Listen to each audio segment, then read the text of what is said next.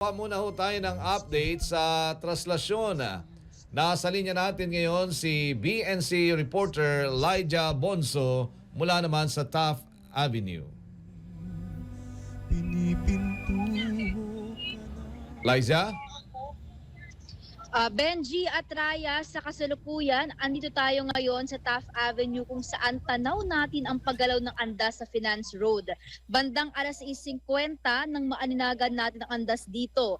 At ngayong 7:40 nang nakarating na sa gitna ng Finance Road ang andas. Mag-aalas 4 naman ng umaga nang magsimulang umalis ang andas sa Quirino Grandstand. Mas maaga ito kumpara sa nakaraang taon na mag-aalas 5 na ng umaga umandar. Sa huling ulat ng MPD, kaninang alas 4, tinatayang 270,000 katao na ang nasa Quirino Grandstand pa lamang. Hindi pa rito kasama yung mga taong dumudugtong sa posisyon sa mga nadadaanan nito.